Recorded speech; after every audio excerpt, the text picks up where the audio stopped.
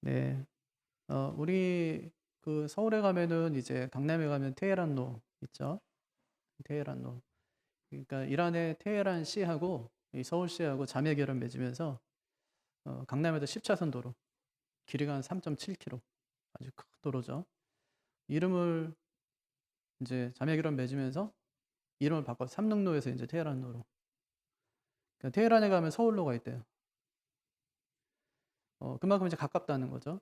이란이 옛날에는 이제 페르시아, 성경 바사라고도 나오죠. 페르시아. 근데 사실 뭐 우리가 미국하고 가깝다고 하지만 뭐 워싱턴도 이런 건 없잖아요.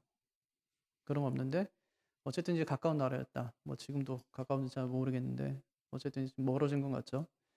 예, 어쨌든 자매 결혼 맺어가지고 테헤란로를 갖고 있는, 예, 그런 사이였다는 거예요.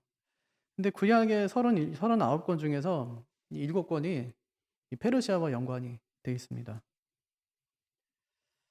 그 책에 보면은 바벨론으로 3차 포로로 잡혀갔던 사람들, 그때부터 시작해요. 바벨론에게 3차에 걸쳐가지고 이제 포로로 잡혀갔던 사람들이 그 바벨론 땅에 살면서 바벨론이 페르시아에 의해서 어떻게 처참하게 무너졌는지를 목격하고, 그리고 페르시아가 이제 그 이스라엘 백성들을 이제 뭐랄까요, 어, 재 재포로화 이제 하면서 다시 돌려보내거든요.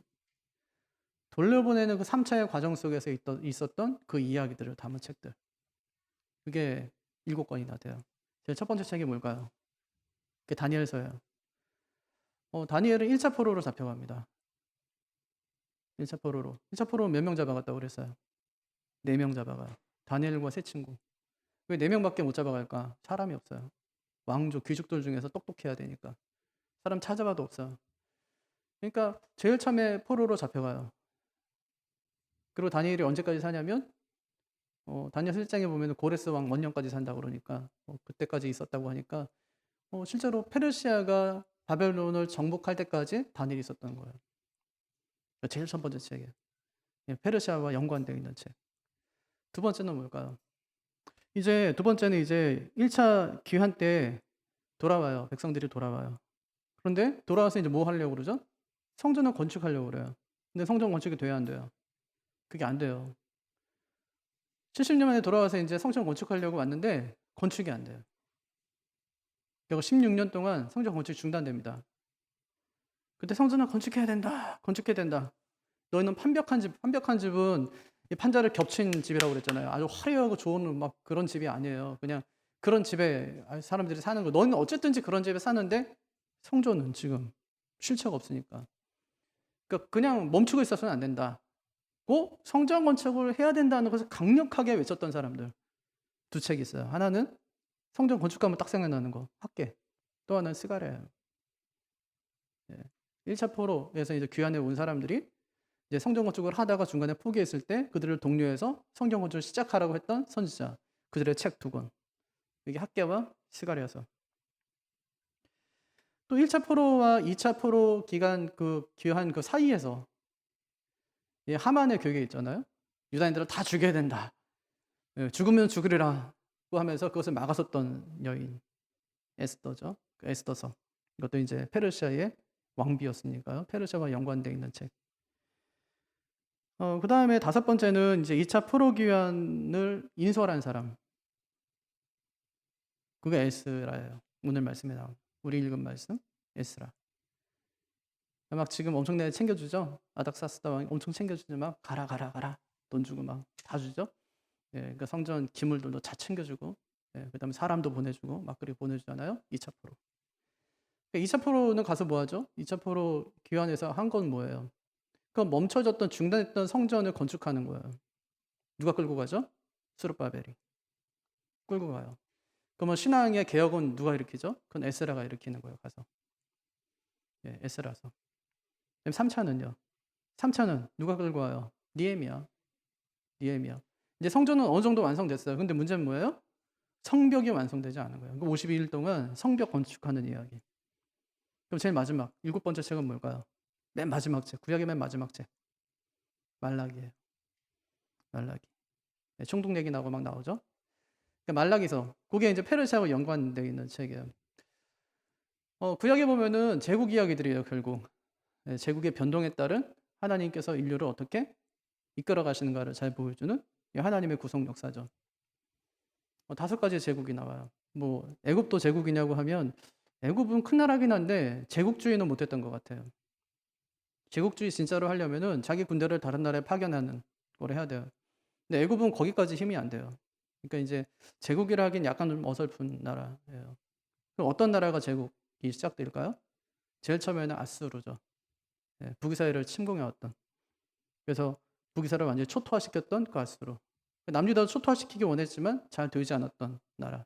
그 나라가 바벨론에서 멸망당하고 나서 바벨론이 이 남유다를 침공하고, 바벨론은 페르시아가 다시 재침공하고, 그다음 페르시아는 헬라에 의해서 멸망하고, 헬라는 로마에 의해서 멸망하고.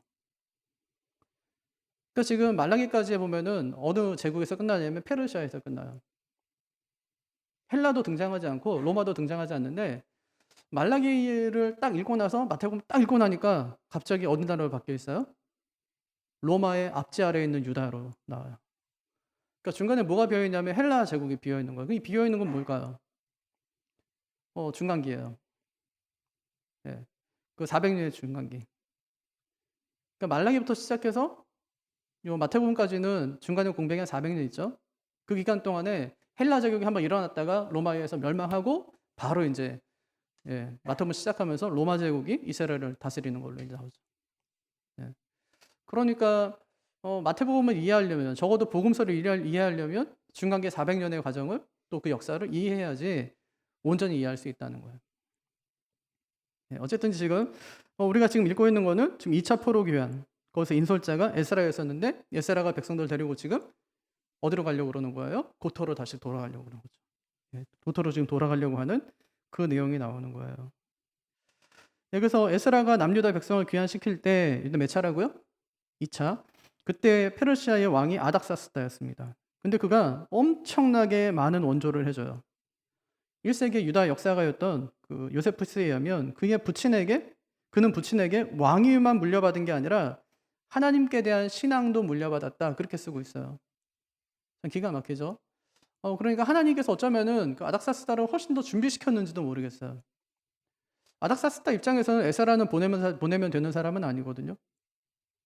이 사람은 여기서 낳고 여기서 자랐어요. 유대인이지만 어찌 보면은 그냥 바벨론이 훨씬 더 편한 사람이에요. 똑똑하고 학식도 많고요.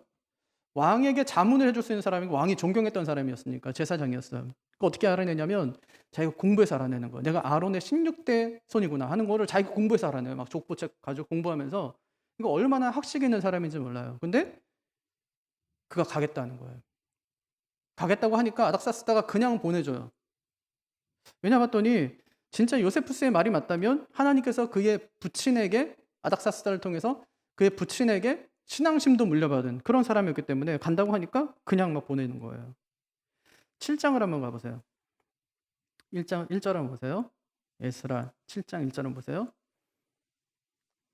이 일후에 바사왕 아닥사스다가 왕위에 있을 때에 에스라라 하는 자가 있느니라. 그는 스라야의 아들이요 아사랴의 손자요 hil기야의 증손이라고 그냥 이야기하죠. 예. 아닥사스다가 왕위에 있을 때 에스라라는 자가 있었다는 거예요.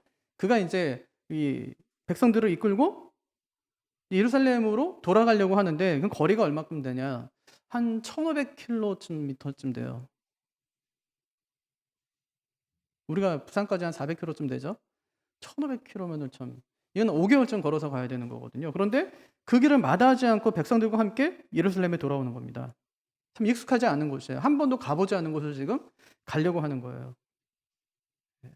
근데 그가 돌아가려고 하니까 페르시아의 왕이 원조를 아끼지 않는데 7장을 계속해서 보면은 왕이 원조하겠다고 했던 그 물품이 엄청나요. 예루살렘 성전을 재건하는데 필요한 모든 재물을 내가 다 되겠다는 거예요. 다 되겠대요. 이것은 마치 뭘 연상케 하냐면 바로 왕이 요셉에게 애굽의 전권을 다 내준 것과도 마찬가지예요. 네가 달라고 하는 대로 주겠다는 거예요. 내 집만 거느리지 않으면 된다는 거죠. 다 주겠다는 거예요. 그래서 아닥사스다가 에스라가 지나가는 모든 길목마다 공문을 다 보내가지고 그가 필요하다고 하는 것은 다 주게 했어요. 그때 처음 준 목록이 필요한 것이 준 목록이 은 100달란트, 밀은 100고루, 포도주는 100밭, 기름도 100밭, 소금은 무제한 공급하라. 그렇게 이제 명령을 내립니다. 돈만 준 것이 아니었어요. 이건 돈이잖아요. 돈만 준 게 아니라 에스라에게 재판권까지 주는 거예요. 이건 엄청난 거거든요. 재판 누구만 할 수 있죠? 그 지배하는 나라의 왕만 할 수 있어요. 근데 지금 재판권을 그에게 주는 거예요. 어쩌면 에스라가 받은 이 재판권이 나중에 신구약 중간기에 사내들인 공예가 생기거든요. 사내들인 공예가 갖고 있었던 것이 뭐죠? 재판권이었어요. 예수님을 신문하는 그 재판권이 있었던 거. 죽이진 못하지만 어쨌든 이제 종교적인 그 법 테두리 안에서는 얼마든지 재판하고 뭐 치리할 수 있는 그런 기관이었었어요. 근데 어쩌면은 에스라에게 준 그것이 나중에 발전되어서 그들에게 재판권이 그렇게 부여된 것은 아닐까 하는 추측을 하게 할 수 있는 거죠. 그래서 1장에 보면은 고레스가 포로 귀환 칙령을 내리는 내용이에요. 그래서 1장부터 6장까지는 1차 귀환 이제 돌아가는 거죠. 그래서 성전 건축에 관한 이야기. 그게 이제 스룹바벨이 주도해서 하는 이야기고 7장부터 10장까지는 이제 귀환했어요. 왜 성전도 대충 지었고 이제 귀환했으니까 뭘 해야 돼요? 성전 지었으니까. 거기서 신앙 개혁 운동을 일으키는 거예요. 그걸 누가 하죠? 그건 에스라가 하는 거예요. 돌아와서 짓는 것은 스룹바벨 그 총독이 하는 거고 와서 이제 신앙의 개혁을 일으키는 건 제사장이었던 또 학사였던 그 에스라가 그 일을 맡아서 그 일을 하는 겁니다. 이게 두 번째 지은 거 스룹바벨 성전을 제2성전이라고 부르거든요.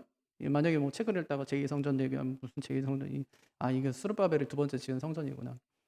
솔로몬이 처음에 지은 성전은 어땠죠? 굉장히 화려하고 사람들이 보기에도 아름다웠어요. 놀랄 만큼. 스룹바벨이 지은 성전은 어떨까요? 굉장히 초라한 거. 이건 성전 같지도 않은 거예요. 어쨌든 이제 근데 중요한 건 뭐냐면 성전이 지어졌다는 것이 굉장히 중요한 거죠. 다니엘서 1장을 보면은 1장 안에 다니엘서 전체를 아우르는 아주 중요한 핵심 구절 하나가 나와요. 다니엘서 1장에 보면 우리가 좋아하는 구절 되게 많거든요. 8절에 보면은 다니엘의 뜻을 정하여 이런 말, 뜻을 정하여. 음식 거절하는 얘기잖아요. 또 17절도 굉장히 흥분되는 말씀이고 20절도 마찬가지지만 21절이 핵심이에요. 다니엘이 고레스 왕 원년까지 있으니라. 굉장히 중요한 말씀이에요. 다니엘 1차 포로로 잡혀갑니다. 몇 명 잡혀갔다고요? 4명 잡혀가요. 왜 그랬다고요? 조건이 굉장히 까다로워요. 1장 4절에 보면 곧 흠이 없고 용모가 아름다우며 모든 지혜를 통찰하며 지식에 통달하며 학문에 익숙하여 왕궁에 설만한 소년을 데려오게 하였고 이건 뭐 외모 봐야죠. 학식 봐야죠. 그 다음에 집안 봐야 되는 거예요. 능력 보고 없어요. 아무리 찾아봐도. 왜 4명만 데려왔을까 바벨론이. 아니 여기서만 4명 데려온 거야. 그러니까 바벨론은 이 지역을 제패하고 있었던 나라이기 때문에 지역에 있는 모든 인근에 있는 모든 왕족들, 귀족들 중에 이런 사람들만 불러 모은 거예요. 4명인 것 같지만 사실 가보니까 엄청나게 많은 외국인들이 그 안에 와 있는 거죠. 왕족들이, 각국의 왕족들이. 그때 다니엘의 나이가 10대 후반이었습니다. 그때부터 시작해서 고레스 왕 원년이면 70년이 지난 거예요. 10대에 가가지고 70년이 지났으면 지금 다니엘은 나이는 몇 살일까요? 80이 넘어요. 다니엘이 사자굴에 들어가죠. 6장에 보면 다니엘 6장에 보면 기도하지 말랬는데 기도했다는 것 때문에 예루살렘을 향해 창문을 열고 막 기도한 것 때문에 시기하는 사람들이 고발해서 사자굴에 들어가요. 그때 다니엘의 나이가 80대예요. 10대가 아니라고요. 80대. 음식을 거절한 거 그때가 10대예요. 그 다니엘은 구비구비 굉장히 어려움이 많았어요. 20대 때도 엄청나게 환난을 받죠. 그 친구들이 나중에는 뭐 3장에 가면은 친구들이 엄청나게 박해를 받아요. 그게 20대, 30대 때 얘기예요. 한참 전성기 때, 잘 나갈 때, 힘 있을 때. 자기는 금전상에 절하지 않겠다는 거예요. 그러니까 이렇게 하나님께서 10대에 불러가지고 80대까지 그를 세우시는데 왕은 계속 바뀌지만 왕은 계속해서 다니엘을 찾는 거예요. 나중에 다리오의 고백이 뭐죠? 네가 섬기는 하나님이 너를 진짜 안전하게 지켜주셨느냐. 그렇게. 너를 섬기는 하나님, 그 하나님을 찬양한다고 그렇게 이야기하고 너를 모함한 그 사람들을 다 죽이는 거예요.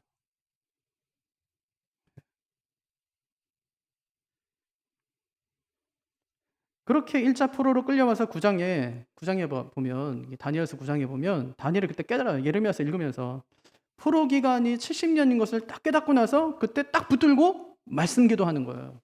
하나님 드디어 70년이 가까이 왔습니다 하고 기도하는 거예요. 70년이 가까이 왔습니다. 이제 기한이 다 됐다는 거죠. 그리고 그가 고레스 원년까지 사는 거예요. 여기 나오는 고레스가 이제 오늘 말씀에 나오는 페르시아 왕이거든요. 그 사람이 남유다 백성들, 남유다의 포로들을 처음으로 귀환시킨 왕이었습니다. 그러니까 다니엘은 처음부터 끝까지 다 보는 거예요. 처음부터 끝까지. 1차 포로로 끌려와 가지고 그때부터 시작해서 70년 뒤에 하나님께서 그들을 어떻게 약속대로 다시 예루살렘 그 고토로 되돌려 보낼 수 있는지를 처음부터 끝까지 다 봤어요. 그러니까 언약의 산 증인이라고 할 수 있는 거죠. 그래서 다니엘서 1장 22절에 나오는 다니엘이 고레스 왕 원년까지 있었다. 이 말이 너무 중요한 말이에요. 네. 고레스가 이제 즉위하던 때에 그게 이제 주전 538년이거든요. 그때 이제 남유다로 돌아가도 좋다는 칙령을 반포합니다. 칙령을. 왜 돌아가게 했을까요? 그는 왜? 하나님께서 뭐 그에게 나타나셔가지고 돌아가게 해라 이렇게 해서 돌아간 것일까요? 아니요. 그는 뭘 무너뜨렸다고요? 바벨론. 바벨론은 어떻게 했는데요? 다 잡아오는 거예요.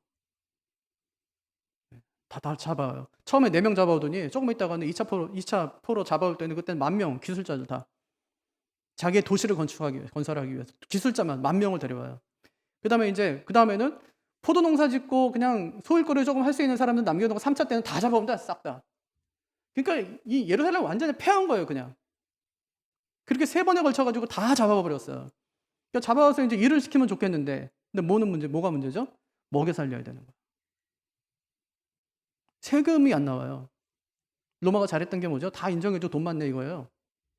너 종교 니네 믿고 싶은 거 믿어. 니 무역 니 마음대로 하고 싶은 거 해. 하지만 세금은 내 이거거든요. 그러니까 생각했어요, 고레스가. 이거는 아니다. 돌려보내자. 그래서 경제를 회복시켜주자. 그리고 거기서 나온 세금은 우리가 받으면 될 거 아니냐. 굉장히 실리적인 사람이었다는 거죠.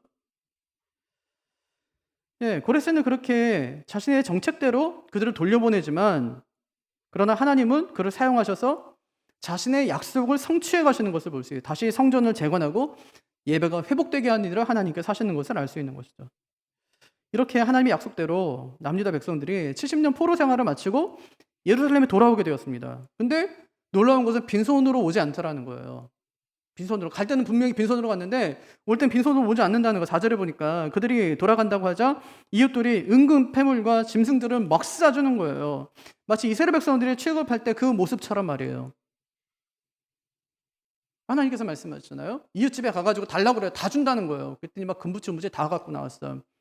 그거 갖고 나와서 뭐 했죠? 성막 지은 거예요. 근데 이들은 각 집에 들어가서 은금 패물 다 갖고 나와서 뭐 했죠? 짐승 갖고 나서 뭐 했죠? 성전 지은 거예요. 성전에서 예배한 거예요. 그 짐승 가지고. 이렇게 성전을 지을 돈이 준비돼요. 예. 와서 이제 성전 지어야 되는데 돈이 없잖아요. 노예로 살다 무슨 돈이 있습니까? 돈이 하나도 없는데. 돈을 나중에 엄청 챙겨오는 거예요. 그 돈이 뭐 하는 데 써 있다고요? 성전을 짓는데 그 돈이 있어요. 그럼 뭐 성전만 지으면 되냐? 아니요. 성전을 지었다는 것은 뭐냐면 예배를 드린다는 건데 예배를 드리려면 누가 있어야 돼요? 제사장들, 레위인들이 있어야 되는 거예요. 놀랍게도 근데 그 행렬에 제사장들과 레위인들이 앞장을 서는 거예요. 앞장을 서요. 하나님께서 그들의 마음을 감동시키셔서 가장 먼저 예루살렘으로 돌아가겠다고 자원하는 것입니다. 그들이. 그럼 이제 성전 지을 은금패물 있네요. 이제 제사들이 사람도 준비됐어요. 뭐가 있어야 돼 이제 그러면? 짐승도 있어요. 그럼 뭐 있어야 돼 이제? 기물. 성전 기물. 성전 기물이 있어야 될 거 아니에요. 놀랍게 근데 처음에 이제 605년에 그 느부갓네살이 침공하면서 성전에 있는 모든 기물 5,400점을 다 가져가거든요. 자기 나라로 바벨론으로 다 가져가요. 원래 고대의 왕들은 고대의 전쟁이 그런 거예요. 고대 전쟁 했어요. 내가 이겼어요. 그러면 그 나라의 신상을 가져와요. 그럼 어디다 놓냐면 자기 나라의 신상 발 앞에 갖다 놔요. 예. 넌 졌다는 거죠. 우리가 이겼다는 거죠. 근데 이스라엘도 그렇게 해야 되는데 유다에 가서 이제 분명히 전쟁은 이겼는데 형상이 없어요. 하나님 영이시니까 형상이 없어요. 이거 가져올랬는데 성전에 들어가 봤더니 아무것도 가져올 게 없어요. 뭘 싹 걷어오냐면 기물들, 성전에 있던 기물들을 다 걷어옵니다. 그러니까 자기네 이제 신전 창고에다가 다 보관해 놓은 거예요. 근데 놀랍게도 있잖아요. 만약에 그때 느부갓네살이 그 성전의 기물을 가져오지 않았다면 그 기물들은 어떻게 됐을까요? 70년 동안 다 금으로 만든 거니까 어떻게 됐을까요? 그거 다 도둑질을 다 도둑 맞았을 말았을 거예요. 하나도 남는 것이 없었을 거예요.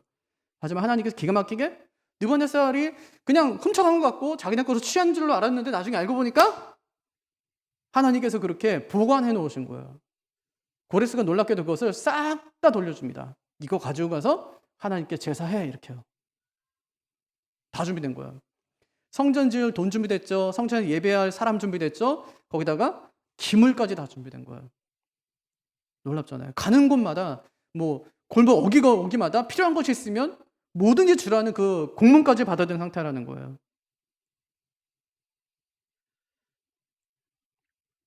어쨌든 이렇게 유다는 예루살렘으로 귀환할 준비를 합니다. 이렇게 그들의 마음이 얼마나 설렜을까요? 얼마나 설렜을까요? 이제 가는 건데. 네? 처음에 이스라엘 백성들이 애굽에서 나올 때 그들의 마음이 어땠어요? 엄청 설레는 거예요, 막. 이제 뭐 엄청 좋은 일만 있겠구나 막 이러면서. 근데 어때요? 조금 가다 보니까 홍해바다 건넜다고 좋아했더니 이제 물이 없고 막 쓴물밖에 없고 그런 일들이 40년 동안 계속되는 거예요. 돌아갔어요. 성전 지으려고 기가 막히게 지으려고 뜻대로 안 돼요. 돌아가긴 했는데 뜻대로 안 돼요. 이럴 바에는 그냥 페르시아에 머물러 살 걸 그랬나 이런 생각이 들기 시작하는 거죠. 하나님이 여러분 우리와 함께 하신다고 우리에게 어떤 역사를 일으키신다고 우리 인생이 확 달라지는 건 아니에요. 그렇게 되는 것은 아니에요. 중요한 것은 하나님께서 자기 약속을 이루어 가시면서 구원을 완성해 가는 것이지 우리가 뭐 못 살던 사람이 갑자기 잘 살게 된다거나 아픈 사람이 갑자기 낫게 된다거나 그러진 않는다고요. 또 감사한 건 뭐냐? 하나님은 신실하셔서 자신의 약속 이루시고 결국 우리로 하여금 예배하는 자리로 우리를 이끌어 가신다는 것이 굉장히 중요한 거죠. 우리나라도요. 분단된 지 70년이 지났어요. 독일이 어떻게 통일되죠? 몇 가지의 실수가 겹쳐서 갑자기 통일돼요. 서로 합의한 것도 아닌데 몇 가지의 실수들 그냥 내일 통일된대 이렇게 누가 말한 것이 진짜 말이 씨가 돼가지고 진짜? 그럼 벽 부셔야지. 벽부터 부시기 시작하는 거예요. 이런 몇 가지 실수들이 겹쳐서 독일이 갑자기 통일돼요. 어느 순간에 그냥. 물론 그전에도 많은 왕래가 있었지만 저는 가끔 그런 생각해요. 북한하고 우리가 어떻게 통일이 될까? 어쩌면은 갑자기 될 수도 있겠다는 생각이 드는 거예요. 어느 날 그냥 갑자기 우리 그냥 통일합시다. 네? 이건 뭐 말도 안 되는 얘기지만 우리 그냥 이제 뭐 통일합시다. 이렇게. 서로 왕래합시다. 사람 생각으로는 말이 안 되지만 하나님이 하시면 이 유다의 방식대로 또는 독일의 방식대로 하나님께서 하시면 얼마든지 그렇게 할 수 있다는 얘기입니다. 무슨 얘기냐면 하나님은 역사의 주관자가 되신다는 말이에요. 결국 역사는 하나님이 자신의 계획대로 이끌어 가실 것이라는 말입니다. 그러니까 우리가 해야 될 일이 뭐냐? 하나님의 약속을 잘 신뢰하는 거예요. 신뢰하는 거예요. 그럼 준비는 누가 하시냐면 하나님이 하세요. 돈 준비, 사람 준비, 기물 준비. 하나님이 다 하셨어요. 돌아가면서 할 일이 뭐냐면 하나님이 주신 것 가지고 성전 건축하고 예배하면 돼요. 근데 그 일을 그래도 에스라까지는 기가 막히게 해낸다는 얘기예요. 어쨌든 이제 작지만 해냈어요. 수르바벨을 데리고 돌아갔고 어쨌든 성전을 작게지만 지었고 그다음에 신앙 개혁 운동을 일으키니까 성전을 짓자마자 사람들이 몰려들기 시작했어요. 몇 날 며칠을 하나님 앞에 울부짖으면서 그 안에서 엄청난 부흥 운동이 그 안에서 일어났다고요. 그럼 이것이 이 시대도 가능할까? 얼마든 가능하죠. 왜냐? 하나님께서 하시면 가능한 거예요. 한국교회가 침체되고 어려운 시기를 많이 겪고 했지만 이거는 그냥 한 번이에요. 단 한 번의 사건. 평양 대북 마찬가지 딱 한 번의 사건이거든요. 하나님께서 회개 운동을 일으키시니까 그거는 뭐 이제 불같이 일어나는 거예요. 그럼 우리가 기도해야 될 것이 뭘까요? 우리 예배가 회복되는 거예요. 지난 2년간 우리가 제대로 드리지 못했던 예배가 영적으로 회복되는 거예요. 하나님께서 회복시켜 달라고 기도해야 될 때라는 거죠.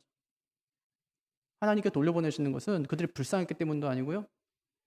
그들이 다시 자기 나라 돌아가서 살아야 되기 때문도 아니었어요. 하나님께서 원하시는 것은 새로 시작하는 거예요.